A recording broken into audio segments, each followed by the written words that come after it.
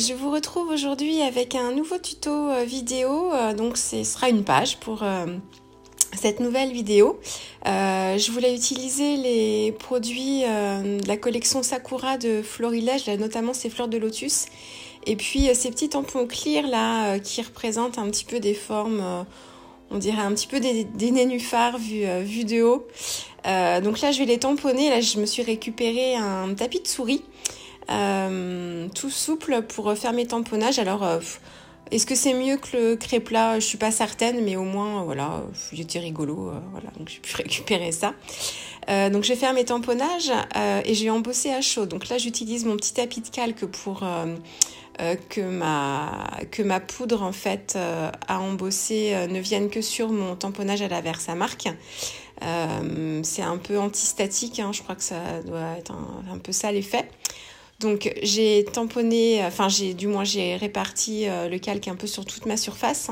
Et puis là en fait je vais tamponner plusieurs ronds comme ça avec la Versamark. Et puis je vais mettre en couleur après avec en fait cette page c'était un prétexte pour tester en fait des nouveaux produits que j'ai acheté il y a pas très longtemps. Vous allez voir ça après. Donc là, je commence par travailler mon fond de page. Donc je suis en train de répartir mes ronds. Donc je commence par... Alors il y a 3 tailles. Moi, je veux utiliser les ronds qui sont un petit peu ciselés là. Et il y a 3 tailles en fait dans ces motifs-là. Enfin, 4 même. Oui, je crois qu'il y en a 4. Moi, je vais utiliser, en fait, je vais pas utiliser le plus gros, je vais juste prendre les 3 autres. Donc, je commence en fait par répartir mon motif le plus gros. Et puis ensuite, je viendrai prendre le moyen pour l'insérer, en fait, dans ce que j'aurais déjà fait. Et je terminerai par le petit, en fait, en fonction des espaces, des trous que j'aurai pour compléter. Donc là, je suis en train de chauffer. Donc je fais pas tout d'un coup, déjà parce qu'on voit pas grand-chose avec la Versamark. Donc voilà, comme ça, je peux voir à peu près d'où j'en suis dans mon tamponnage. Et puis je vais éviter que ça sèche. Alors la Versamark, ça nous laisse du temps avant quand même de mettre la poudre dessus. Mais moi, j'aime bien quand elle est bien quand elle est bien humide. Donc voilà, donc je fais ça au fur et à mesure. Donc là, vous voyez pas grand-chose parce que c'est donc de la poudre clear que j'ai utilisée. Mais bon, avec le reflet, moi je voyais à peu près où je tamponnais. Donc là, je prends le tampon, la taille moyenne. Et puis je viens compléter mon tamponnage. Donc ce que je cherche à faire, c'est à peu près une ligne. Alors pas forcément une ligne bien définie, hein, mais voilà, que ça fasse, que ce soit vraiment un dessin horizontal en fait que je souhaitais pour utiliser ma photo. Alors vous allez voir pareil que j'ai pas choisi à ce stade-là, je sais pas encore quelle photo je vais scraper. Je sais juste quelle couleur je veux utiliser, quel produit je veux utiliser et la photo elle viendra après. Je me dis qu'au pire une photo noir et blanc ça ira, donc bon, vous allez voir après je l'ai choisi, mais là c'est vraiment parce que j'avais envie d'utiliser certains produits scrap. Et non pas une photo qui guidait un peu mon inspiration. Là, ça s'est pas du tout passé comme ça. Et c'est souvent les produits d'ailleurs qui m'inspirent et je fais en fonction après. Voilà, je trouve une mise en page pour que les photos conviennent après en fonction de ce que je veux. Mais voilà, c'est ma façon de faire. Alors, c'est souvent comme ça, on va dire. C'est pas toujours comme ça, mais c'est souvent comme ça. Donc là, je continue, je complète. Vous voyez mon petit papier brouillon là pour récupérer. C'est une feuille A4 que je plie en 2 et voilà. Après, je récupère la poudre comme ça. Il existe des bacs aussi, j'ai vu, pour récupérer la poudre. Apparemment, ça a l'air d'être aussi efficace. Bon, moi, je trouve que ma petite feuille de papier, c'est pratique, ça prend pas de place. Bon, voilà. Après, il y a plusieurs façons de faire. Donc, regardez, voilà, je me suis procuré ces petits brush pen Écoline. En fait, l'aquarelle Écoline, c'est des encres aquarelles qui sont proposées d'habitude depuis longtemps dans des flacons. Et en fait, depuis déjà plusieurs années, hein, c'est pas une nouveauté du tout ces produits-là, ils en ont fait des feutres, donc des feutres aquarellables. Et alors vu que moi les aquarelles Écoline, depuis que j'ai mes primas, je les utilise plus beaucoup parce que je peux pas tout utiliser, j'ai pas assez de temps pour tout utiliser. Donc voilà, les aquarelles Prima, c'est c'est simple et puis voilà, j'ai pris l'habitude. Mais j'aimais beaucoup en fait les aquarelles et collines pour leur couleur et puis leur luminosité. Et du coup, voilà, les feutres, c'était l'occasion, là je les ai vus. Donc ça faisait longtemps que je lorgnais dessus. Donc voilà, j'ai passé le pas. Là, alors je me fais pas forcément un nuancier. Là, c'est vraiment juste pour tester. Je voulais des bleus et des verts. Donc j'ai juste testé en fait les bleus et les verts du set. Je sais plus combien il y a de feutres. Je crois que dans le pack que j'ai pris, ils y sont tous, donc je sais plus combien, je vous redirai ça peut-être dans la barre d'infos. Et il y a un blinder aussi, un peu comme dans les feutres à alcool. Bon, alors le blinder, je sais pas, après, normalement là c'est vraiment des feutres aquarellables, donc on l'utilise avec l'eau. Donc quand on veut mélanger ou flouter une couleur, c'est avec son pinceau et avec l'eau, mais bon, après, moi je les utiliserai pas, enfin pas en feutre vraiment, hein. Donc là, je suis juste en train de voir un petit peu comment ils réagissent, de tester les couleurs. Là, je suis sur le papier en fait Clairefontaine que je vous avais montré là dans ma précédente vidéo quand je faisais l'exercice du nuancier. Vous allez voir, ça m'a permis de le tester un petit peu plus et de me rendre compte que pour la colorisation, c'est pas top du tout, du tout. Enfin, c'est un très bon papier aquarelle, ça, il n'y a pas de souci. Par contre, nous, quand on fait notre colorisation, quand on tamponne notre motif avec de la Versafine et qu'on colorise ensuite par-dessus, ça fait un peu papier buvard et ça a tendance en fait à faire baver l'encre un peu.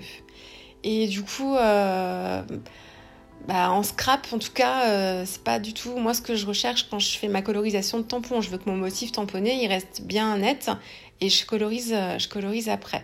Donc voilà. Mais par contre, pour les fonds de page, il est très très bien, hein.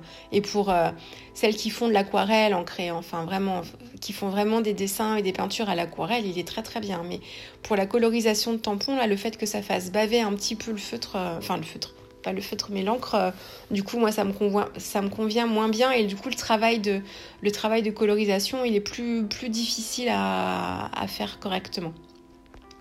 Donc là voilà, j'ai pu tester mes petites couleurs. Je me suis sorti le gris aussi pour pouvoir assombrir un petit peu les couleurs. Et puis là, en fait, je vais les utiliser comme des aquarelles ou des feutres aquarellables. Donc, c'est exactement comme les pennes 68, je crois que c'est ça, de Stabilo. C'est comme les autres feutres aquarellables, les crayons Koi. Enfin, je crois qu'il y a aussi Aladdin avec les Easing, je crois aussi, si je me trompe pas. Ça fonctionne exactement de la même façon, hein. Donc, si vous avez déjà si vous avez déjà ces feutres-là chez vous, il n'y a pas, ça fait exactement le même travail. Après, moi, j'adore les couleurs des collines, donc voilà. Et puis c'était voilà, on est un peu, quand on est scrapeuse, vous connaissez ça aussi. Quand on a une idée en tête et quand on a envie d'un produit, on a du mal à y résister, même si on sait qu'on a à peu près la même chose dans notre stock de matériel. Mais voilà, et puis ils sont pas tout à fait pareils. Là, c'est vraiment des feutres avec des pointes larges. On peut faire du lettering aussi avec. Donc voilà, moi je l'utiliserai pas en lettering parce que je sais pas faire, mais donc là, vous voyez, je suis en train, donc j'ai humidifié mon petit morceau de plastique et j'ai appliqué la couleur. Et là, je viens en fait intensifier un peu ma couleur directement avec la pointe de mon feutre. Donc ça aussi, c'est le côté pratique des feutres aquarellables. On peut venir intensifier comme ça. Et j'adore vraiment, j'adore le rendu que ça donne. Enfin, je trouve ça flou. C'est à la fois flou, doux, mais quand même bien coloré. Enfin, je les aime beaucoup. Et là, en fait, je rajoute des touches de gris. Donc, il me restait un peu de couleur sur mon petit papier plastique. J'ai rajouté des petites touches de gris pour assombrir un peu par endroits et toujours pour l'histoire de ce fameux contraste, hein, pour apporter un petit peu de contraste. Donc, voilà. Donc, ça fait un petit côté rivière avec des feuilles de nénuphar comme ça. J'aime bien le résultat. Donc là, je suis en train de sécher avec mon heat gun, comme d'habitude. Ça peut prendre un petit peu de temps avec celui-là, je vous le disais déjà. Mais le gros avantage de ce heat gun, c'est qu'il fait pas trop de bruit. Il en fait toujours un peu, mais c'est tout doux. Et franchement, moi qui scrape le soir, quand les enfants sont couchés, ça me sauve parce que je pourrais pas utiliser l'autre, hein. Il fait vraiment trop de bruit. Donc voilà, je sèche devant, je sèche à l'arrière aussi pour essayer d'aplanir un peu mon papier. Et puis ensuite, je vais faire des tamponnages. Vous allez voir, je suis en train de réfléchir à ce que je vais faire. Je vais faire des tamponnages pour comment toujours rappeler mon fond. Donc j'ai fait des tests en fait avec les écolines, les feutres écolines. Vous allez voir, là j'utilise en fait la Versafine de façon simple, tamponnée directement sur mon papier. Et ensuite, je vais choisir une encre de Versafine claire. Ah, je fais une petite pause. Je pense qu'on va venir me déranger. Bon, ben voilà, mon petit chouchou qui voulait me dire quelque chose. Toujours quelque chose de très important à me dire quand je suis occupée. Mais bon. Alors, là, je suis en train Oui, j'avais choisi la Versafine claire. Je sais plus, c'est la Oasis, je crois, elle s'appelle celle-ci. Toujours pour Enfin, voilà, c'est une encre qui correspondait à peu près à les couleurs que j'avais choisies. Et puis là, en fait, je vais utiliser les feutres toujours la même façon que les feutres aquarellables. On peut les utiliser directement en fait sur les tampons. Donc là directement sur mon tampon clear, j'ai choisi en fait quelques couleurs de vert et j'ai mis un petit peu de noir et puis j'ai pchité avec un petit peu d'eau pour flouter le motif et j'ai tamponné. Donc voilà, on obtient quelque chose, on a l'esprit du motif mais pas complètement, pas net. Et voilà, si j'avais tamponné en fait sans mettre de l'eau, j'aurais eu un motif je voulais dire plus net, mais en fait il n'est pas plus net parce que le tamponnage il n'est pas super précis quand on tamponne avec les feutres. Par contre vous avez pas le côté flou, hein, le côté un petit peu flou de l'eau. Donc c'est aussi sympa, c'est différent. Après j'aurais dû le tamponner sur un papier. Là je suis sur le papier aquarelle. Si je l'avais tamponné directement sur un papier lisse, je pense que le résultat aurait été plus sympa. Mais là, sur le papier aquarelle, comme il y a un petit peu de grain quand même, c'est pas aussi net. Donc là, je suis en train de faire mon petit détourage. J'utilise pas forcément de perforatrice ronde parce que j'ai jamais la bonne taille. Ils sont pas tout à fait ronds non plus. Donc voilà, avec ma paire de ciseaux, ça me va bien. Voilà, bon, c'est pas super net, mais ça va quand même. Ensuite, voilà, donc là je suis en train de choisir la photo. Alors voilà, j'ai un petit stock de photos. J'ai des photos en noir et blanc. Et puis j'avais celle-ci là, je me rappelais de celle-ci que j'avais. Alors c'est pas une photo récente, hein, elle a peut-être 2 ans, 3 ans, non. Ah non, 2 ans quand même. Et où j'ai mon grand chat là qui fait une séance de méditation zen attitude sur la plage à Crozon-Morgat. Donc ça collait bien au thème un peu zen et japonisant de cette collection-là. Donc là, je suis en train donc j'ai tamponné mon motif de fleur de lotus cette fois sur mon papier Fabriano. J'avais fait un essai, comme je vous disais, sur le papier Clairefontaine, mais du coup, c'est pas que le résultat est moche, hein. C'est juste que c'est pas aussi précis. Donc du coup, ça me convenait moins bien. Et puis là, je suis en train de coloriser mon motif. Voilà, c'était le précédent, l'essai que j'avais fait. Donc là, en fait, j'ai pris le feutre gris et le feutre noir, en fait, de la gamme.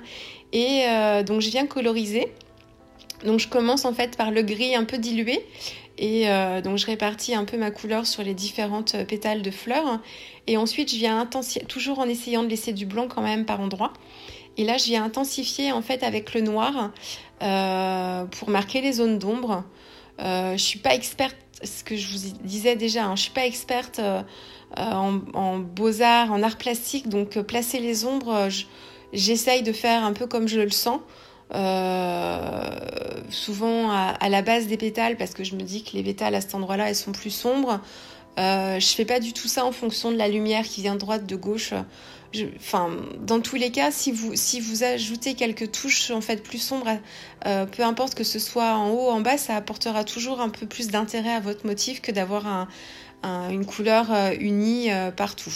Donc laissez du blanc et mettez quelques touches un peu plus sombres par endroit et du coup vous aurez un motif qui sera déjà tout de suite plus intéressant, hein. Donc voilà, donc j'ai choisi de faire ma fleur grise. J'avais fait un essai avec du rose, mais avec mon fond de page qui était vert, bleu, c'était des couleurs trop opposées pour que ça me convienne bien. Donc du coup, j'ai utilisé du gris et du noir. Voilà, il y a de l'ambiance chez nous. Je sais pas si vous entendrez à la vidéo, mais ça chante. Ça joue, quoi, ça vit. Hein. Donc là, je m'occupe du détourage. J'adore quand j'ai acheté ce tampon, en fait, et c'est pareil sur le tampon fleur de cerisier qui est dans la même collection. J'adore en fait les boutons de fleurs. Je trouve ça super délicat, encore plus que les fleurs ouvertes. J'adore, je trouve ça vraiment trop trop beau. Donc en fait sur ce tampon vous avez une grosse fleur et puis 3 boutons.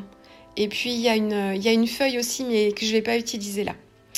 Donc là voilà, alors là c'est tout le travail de mise en page. Bon, j'avais arrêté la vidéo parce que bon, ça peut venir très très vite, comme ça peut me prendre beaucoup de temps ce travail-là. Donc là j'avais arrêté la vidéo.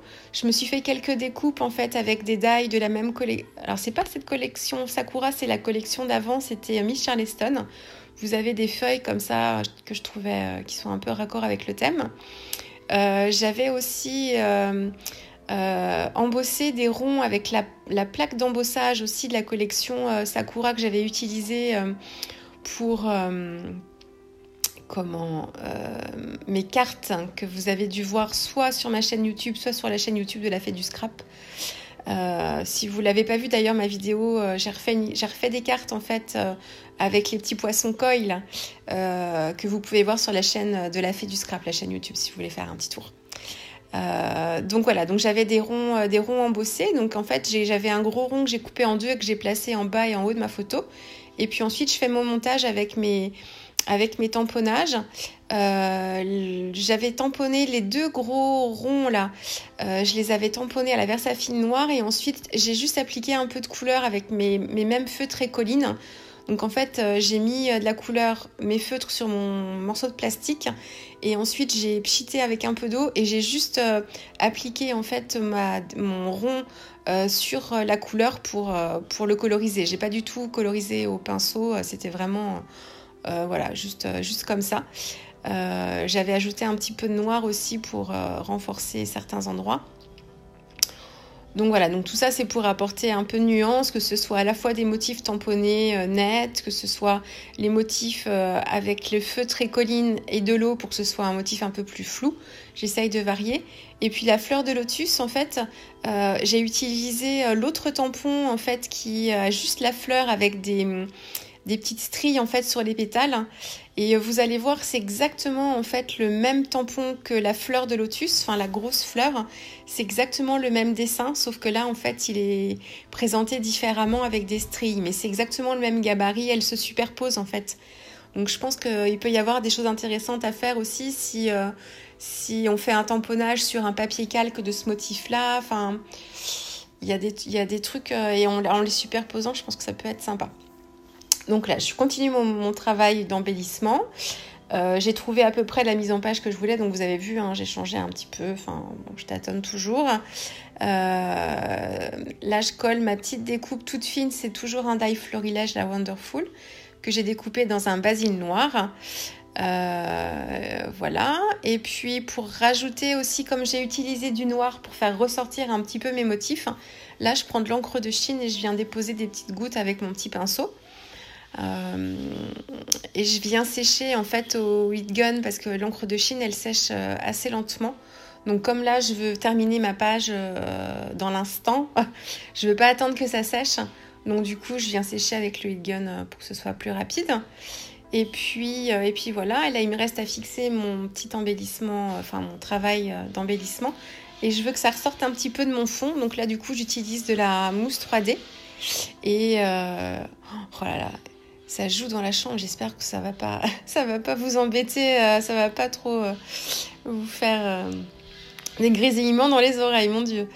Voilà. Et puis là, je termine. Je viens juste mater en fait ma page. Alors ma page, elle doit faire 24 ou 23 par 23.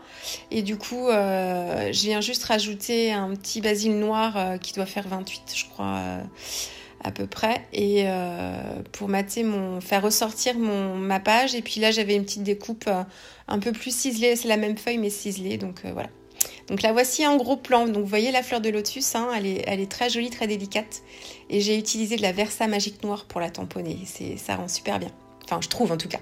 Voilà, je vous remercie de m'avoir suivi et je vous dis à une prochaine fois. Au revoir.